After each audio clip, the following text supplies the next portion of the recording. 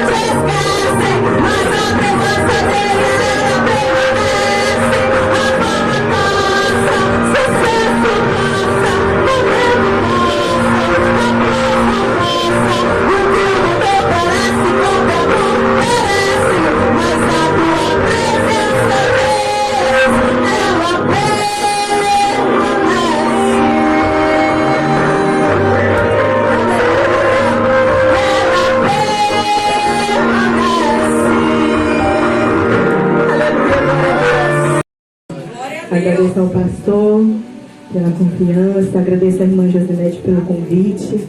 Amém. É um ajudando o outro.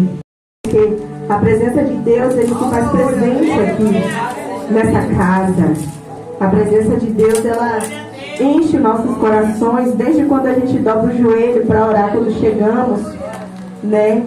E a palavra, ela vem só confirmar tudo aquilo que o Senhor, ele já vem falando. Aleluia, glória a Deus.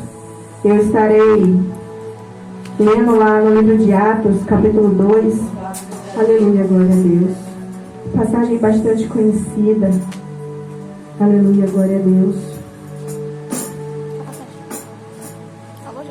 Quero agradecer a Deus pela vida da nossa irmã Michele, que veio me acompanhando. Peguei ela no pulo do gato.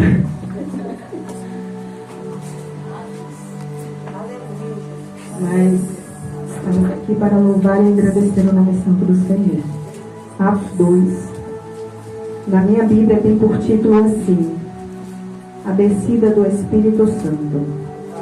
E diz assim: E cumprindo-se o dia de Pentecostes, estavam todos concordantemente no mesmo lugar. E de repente veio do céu um som, como de um vento veemente e impetuoso, e encheu toda a casa em que estavam assentados. E foram vistas por eles línguas repartidas como que de fogo, as quais pousaram sobre cada um deles, e todos foram cheios do Espírito Santo.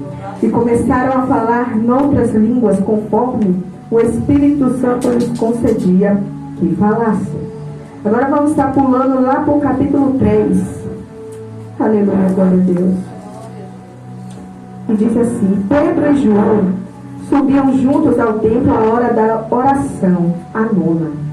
E era trazida um homem que desde o ventre de sua mãe era coxo, a qual todos os dias punham à porta do templo, chamada Formosa, para pedir esmola aos que entravam. A qual, vendo Pedro e João, que também entrando no templo, pediu que lhe desse uma esmola. E Pedro, com João, fitando os olhos nele, disse: Olha para nós. E olhou para eles, esperando receber deles alguma coisa.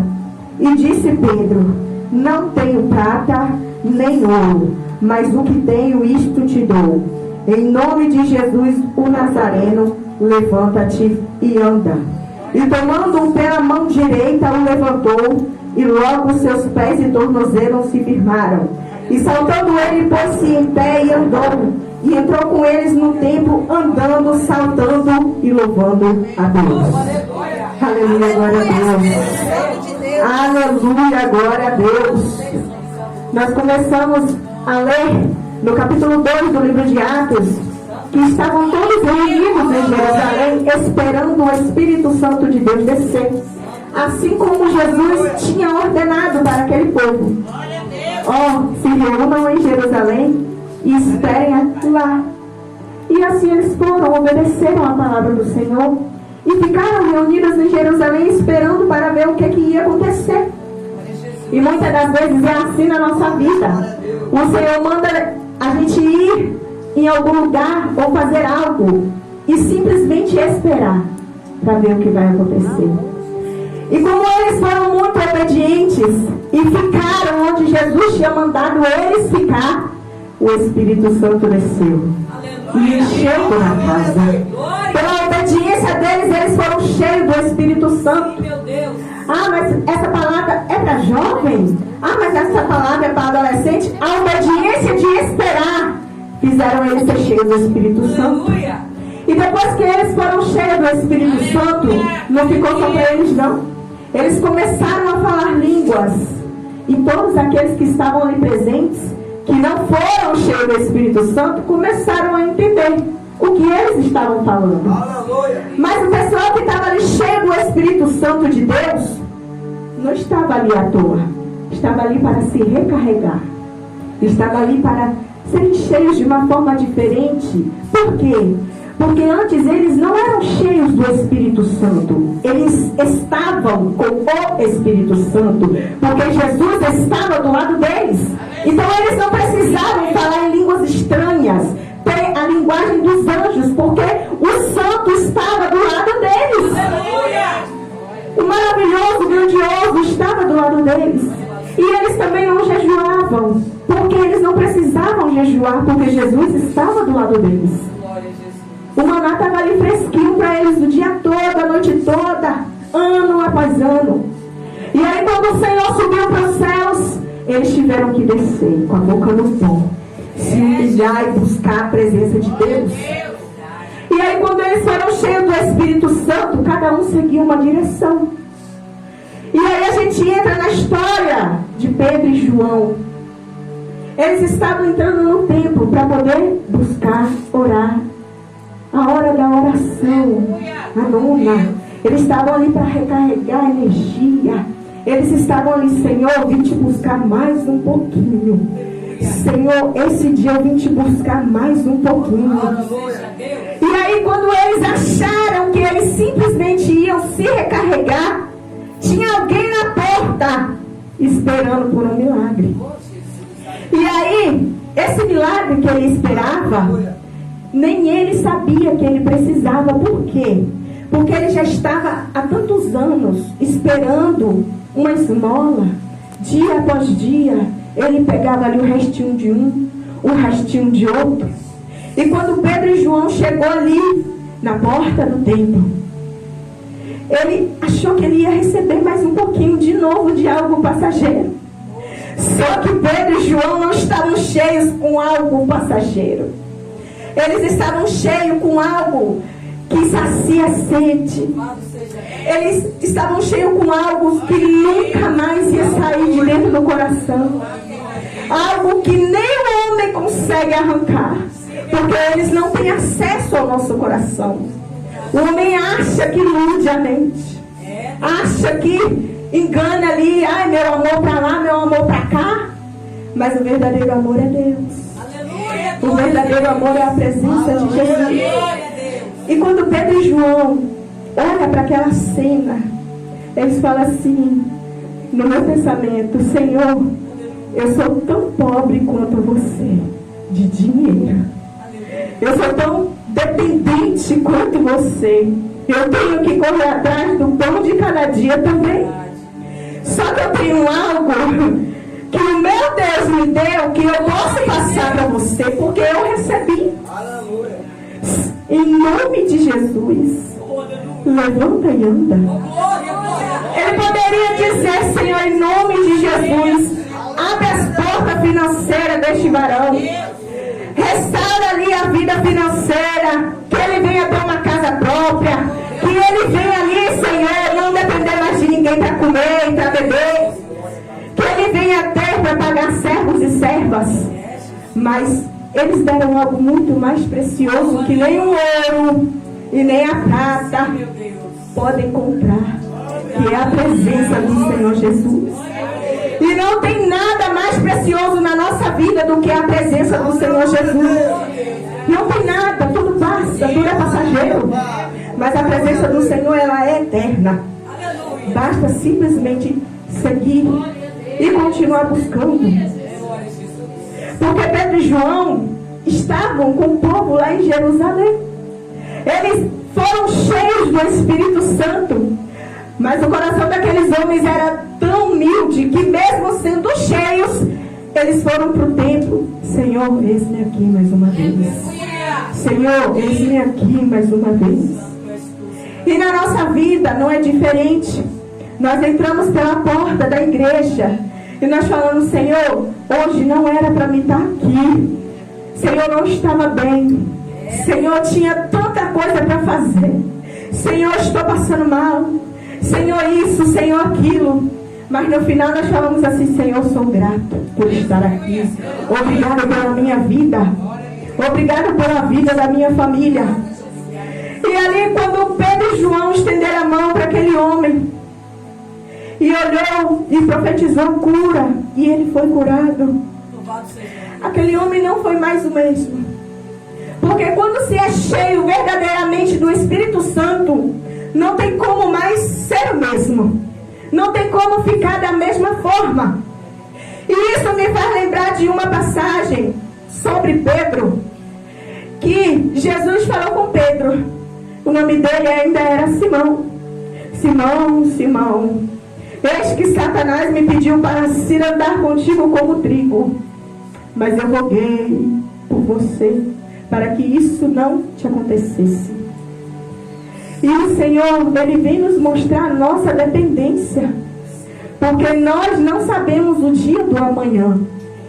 Quando nós somos novos, nós pensamos em muitas coisas vãs e passageiras, que vai massagear o ego ali.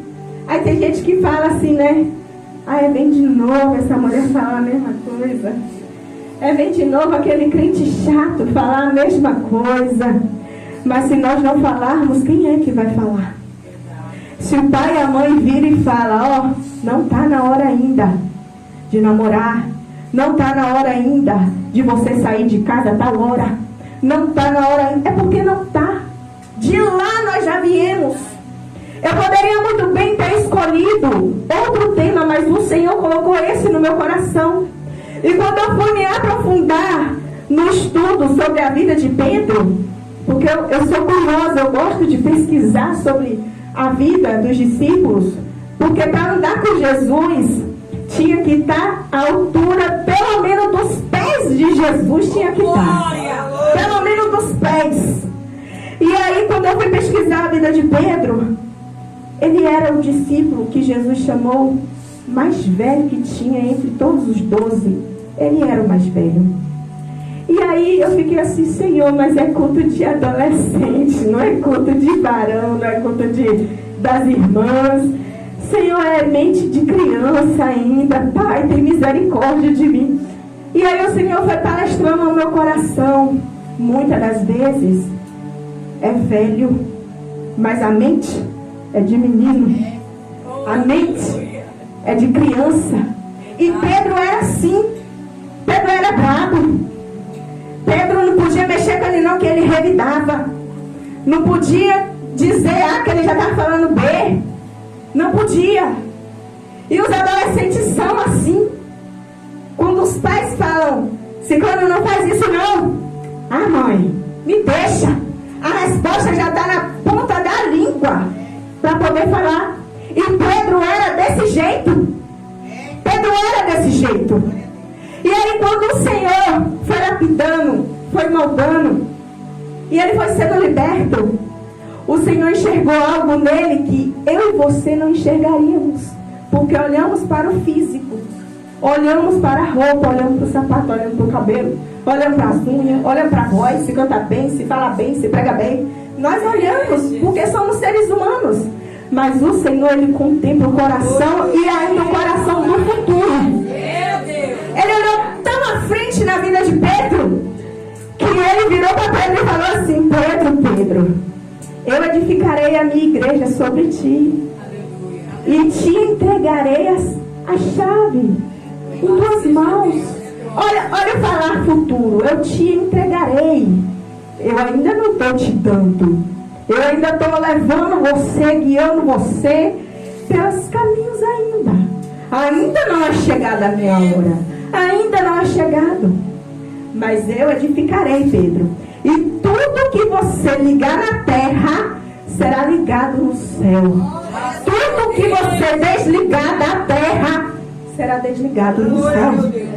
A autoridade era tanta na vida de Pedro do futuro, que o Pedro do presente ainda não podia contemplar. Porque quando foi se aproximando a hora da crucificação de Jesus, Jesus perguntou para Pedro, Pedro, tu me amas?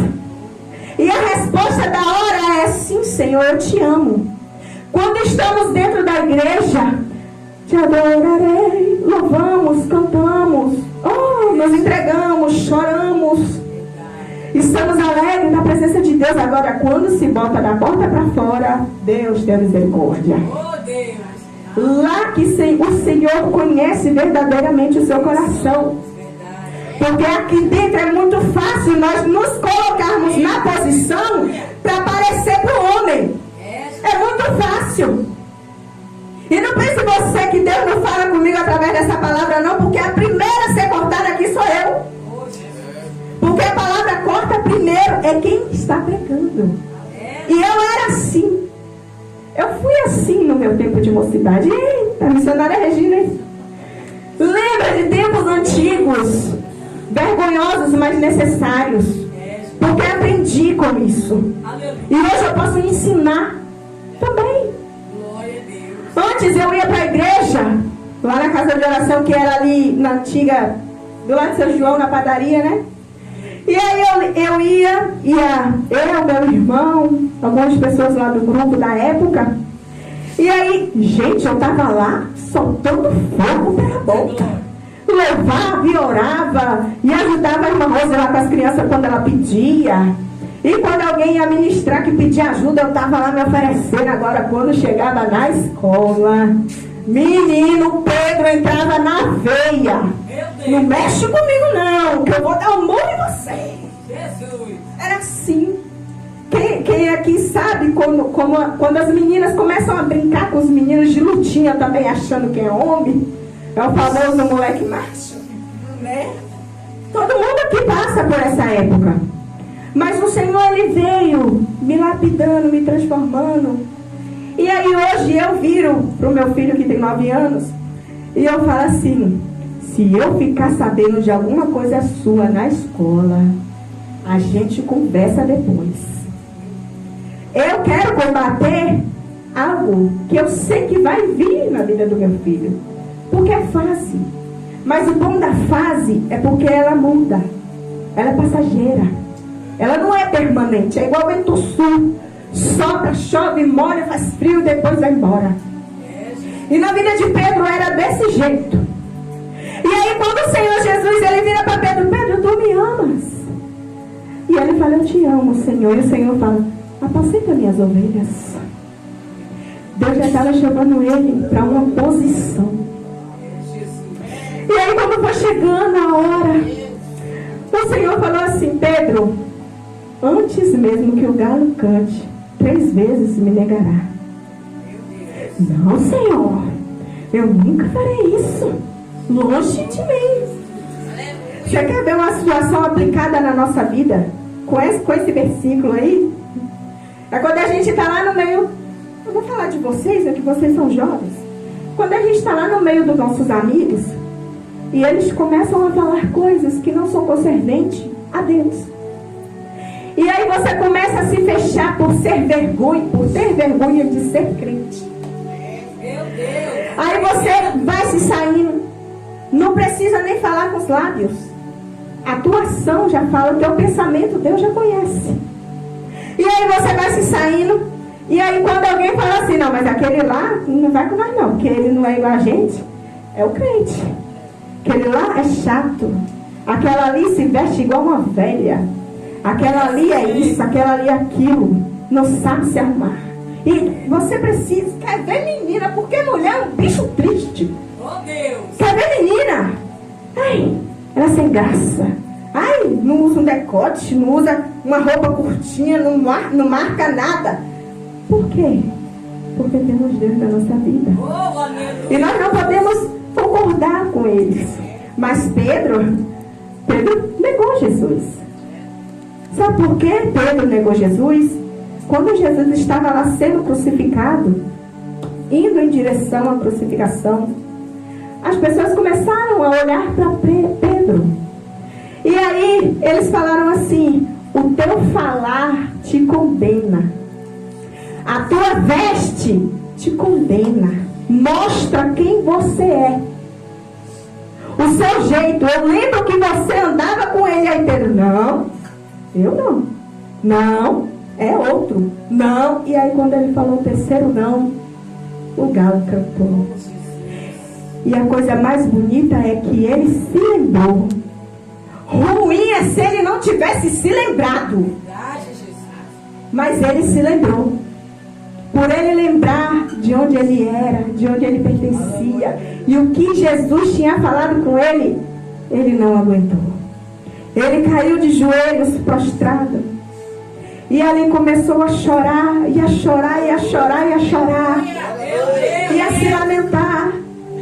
E aí os outros que estavam ali com ele, os outros discípulos, falaram para ele assim: Pedro, pelo menos você teve coragem de ir lá E nós que abandonamos o Mestre? E nós? E às vezes o inimigo, ele tenta te pegar pelos seus erros. Ele tenta te pegar. Mas você sabe o que eu aprendo com essa passagem? É que mesmo quando nós errarmos, nós podemos fazer igual Pedro. Nos lembrar. Cair de joelhos, Senhor, me perdoa, eu errei. Senhor, me perdoa. Eu me esqueci por um momento. Senhor, me perdoa, não era a minha intenção. Porque a nossa alma reconhece Deus. A nossa alma reconhece a grandeza do Espírito Santo. E quando nós estamos ali, na pendência, devendo a Deus, é ali mesmo que Deus pega a gente. É por aí mesmo, meu filho. É reconhecendo que você depende de uma mudança, que você depende de mim, é que eu vou trabalhar na sua vida. E aí eu me lembro que tem uma passagem que faz assim: quando pensas que estás fraco, é aí que você está forte. Sabe por quê? Não é o seu erro que vai apagar a promessa que Deus tem na sua vida. É o que você vai fazer depois desse erro.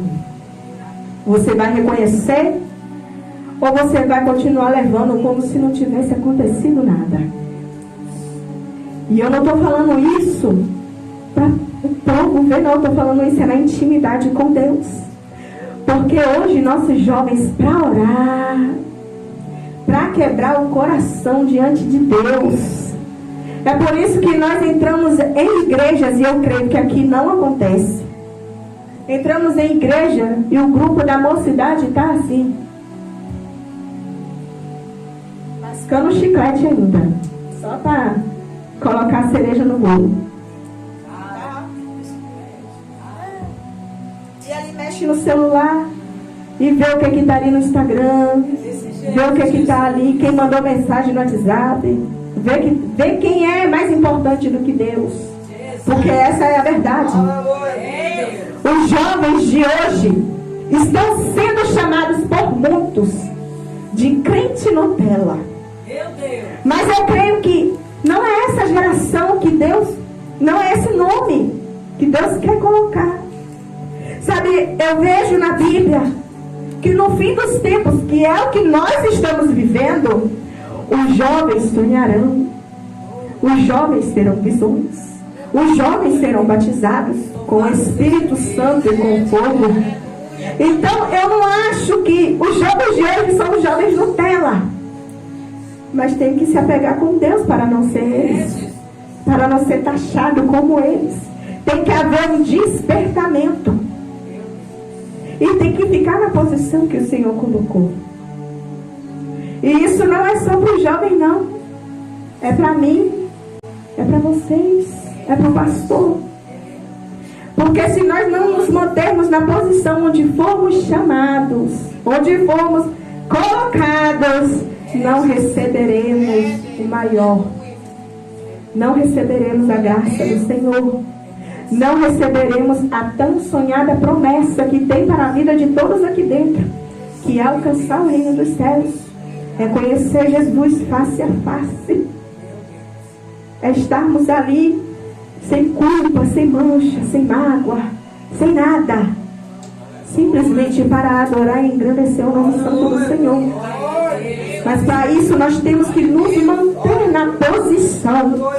Porque o povo que foi para Jerusalém para esperar a promessa do Senhor, teve que ficar lá. Aqueles que foram embora não receberam.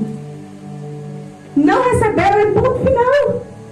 Ah, mas o Senhor, ele poderia falar ali. Se o Senhor mandou ir para lá, é para ir para lá. Se você der sorte de houver uma segunda chance, beleza. Mas eu creio que se deixar para depois, o lamento será maior. A dor será maior. E eu falo isso por experiência própria. Porque eu estava na presença do Senhor com 11, 12, 13 anos. Eu ainda ia para a igreja, mas eu não queria nada com Deus. Eu ia porque a minha mãe me obrigava a ir. Eu não tinha aceitado Jesus verdadeiramente. Eu tinha aceitado Jesus. Eu ia, eu orava, eu louvava. Eu estava ali no movimento da igreja, eu sempre amei participar. Mas eu ainda não tinha sido liberta verdadeiramente. O que é ser liberta verdadeiramente? É quando você começa a entender o trabalhar de Deus na sua vida e na vida dos seus irmãos. Quando você começa a sentir um arrepiozinho do Espírito Santo. Quando você começa a ajoelhar e a orar e pedir discernimento, e o Senhor vai conectando louvor, oração, palavra. Uma chave vira na sua cabeça, que você não consegue mais perder o foco dentro de um culto. Quando somos verdadeiramente preenchidos, pode ter 2, 3, mas está ali alinhado, afincado com o que Deus quer falar. Nós estamos assim. E eu era a parte fria. Eu vivia a parte fria. Eu vivi. E passei por muitas provações. Me desviei, amaziei. Fui amaziada por quase 5 anos com meu esposo. E aí quando eu completei 18 anos, ó, pega visão, hein? Quando eu completei 18 anos, eu já tinha retornado para a casa de oração e eu tinha 18 anos. A idade da maturidade, do maior de idade. Eu tinha 18 anos e eu em frente ao colégio Alda Nunes ali, porque eu morava na casa de Edinho ali, eu morava ali. Naquele indo para lá, no escurinho ali, que não é claro. Saindo do culto, eu virei para mim mesma, eu já tinha retornado. Eu virei para mim mesmo e eu falei com Deus assim: Deus, a partir de hoje, eu vou fazer tudo certinho, do jeito que o Senhor quer. E eu quero ver se o Senhor é isso tudo mesmo. Olha aqui, que desafio, que afronta. Afrontosa. Pedro, ó o espírito de Pedro. Eu virei para Deus e eu falei isso. Com uma semana depois, estava tendo uma campanha de oração na minha casa. Deus enviou uma irmã da igreja mesmo, mas eu não conversava com ela. Porque como eu era jovem, quando eu entrava dentro da igreja, eu sentava lá na última cadeira, lá pertinho da água, lá onde o pastor não ia me ver, porque eu não sou alta mesmo, já não usava salto. Sentava ali, era seca, agora eu estou com a carninha, né? Era sequinha, ficava ali atrás ali. Meu marido também nunca foi gordo, é seco até hoje. E aí eu sentava ali e eu não conversava com ninguém. Até que Cindy entrou para a igreja de novo e começou a sentar ali do meu lado. E aí, quando chegou, né, na campanha lá em casa, acabou tudo, acabou a oração, os irmãos já estavam indo embora. Aí a irmã veio falar comigo: ó, não tem como você colher aquilo que você não plantou. Para você colher, você tem que plantar. Por quê? Porque quando a gente pega Deus e quer botar Ele no estreito, sendo que a gente está falando e Ele está só, peraí, deixa eu pisar em você um pouquinho para você ver que eu sou o eu sou. E aí ela falou comigo e eu falei assim: mas eu não contei isso para ninguém. Era só eu e Deus. Não, mas foi Ele quem me mandou aqui. E a primeira passagem profética que eu tive para a minha vida foi o livro de Ezequiel, o Vale de Ossos Secos. Sabe, quando a gente olha e não vê nada e não contempla nada, acha que tudo está morto. Mas o Senhor quer te dar uma tal autoridade que até os ossos vai ter vida. É dessa maneira. Deus queria me mostrar o meu futuro na visão do Vale de Ossos Secos. Porque eu estava ali como Ezequiel. E aí, eu me perguntei para mim mesma: poderão esses ossos voltar à vida? E eu falei: Senhor, Tu sabes. Se eu não tivesse aceitado as palavras da irmã para minha vida, muito provavelmente eu estaria morta uma hora dessa. Eu estaria. Por muitas razões, a qual eu não tenho nem hora para poder contar aqui agora. Porque os testemunhos são enormes. A lista é imensa. E aí o Senhor, Ele começou a palestrar no meu coração. E ainda assim, eu passei por um tempo de negação. Que a gente de vez em quando ouve a palavra do Senhor. Senhor, se for o Senhor, confirma isso aí. Aí o Senhor vai lá e confirma. Senhor, mas se for o Senhor mesmo, a gente faz igual o Gideão. Senhor, se és tu, manda que essa lã esteja molhada. No outro dia, manda que essa lã esteja seca. No outro dia, espera hoje aqui até que eu entregue a oferta aqui. Ah, pelo amor de Deus, irmãos. Está na hora de ter uma maturidade, de aceitar a primeira palavra do Senhor, que é a melhor. Porque a primeira é pelo amor. A primeira. A segunda já é um sermão. A terceira já é tu quebrado. Então é melhor ouvir de primeira. É melhor ouvir de primeira. E aí foi se passando o tempo. Foi se passando o tempo. E ali passou mais ou menos uns 5 a 6 meses. Eu lembro que a minha irmã veio me visitar antes dela ir embora para os Estados Unidos. Ela ficou umas 2 semanas na minha casa. E eu fui levando ela para a igreja. Empolgada. Fui levando ela para a igreja. E chegou lá, na hora do apelo. Aí ela levantou, ela foi lá receber oração. Ela não retornou. Ela foi lá receber oração. E eu fui com ela para acompanhar. Eu e Júnior também, meu irmão. E aí quando chegou lá na hora da oração, quem disse que a oração foi para ela? A oração foi para mim. E vocês sabem o que Deus falaram? Deus falou assim: se você me buscar de todo o seu coração, eu vou usar você tão poderosamente que você mesmo não vai saber como isso aconteceu. Mas para isso você precisa fazer uma aliança hoje. E ali eu abri meu coração pela primeira vez verdadeiramente para receber o Espírito Santo de Deus. E ali eu fui tão tomada pelo Espírito Santo de Deus que eu comecei a falar glória a Deus e aleluia. E eu não conseguia mais parar de dar glória a Deus. Para quem sentava lá no fundo e foi lá para frente ajudar a irmã em oração, saiu de lá glorificando que não podia parar. Meu irmão teve que bater no meu braço assim: já chega, vamos ali para trás, fica lá glorificando lá. E eu fui cheia naquele lugar, naquela hora, e eu falei: Senhor, a partir de hoje, nunca mais eu vou olhar para trás. Glória a Deus. E isso já tem mais ou menos uns 7, 8 anos. Só que desde quando eu me entendo por gente que eu sou da igreja. Mas para mim me tornar igreja foi naquela data ali. Porque muitas das vezes entramos pela porta da igreja, mas só simplesmente somos vasos vazios e não vasos cheios.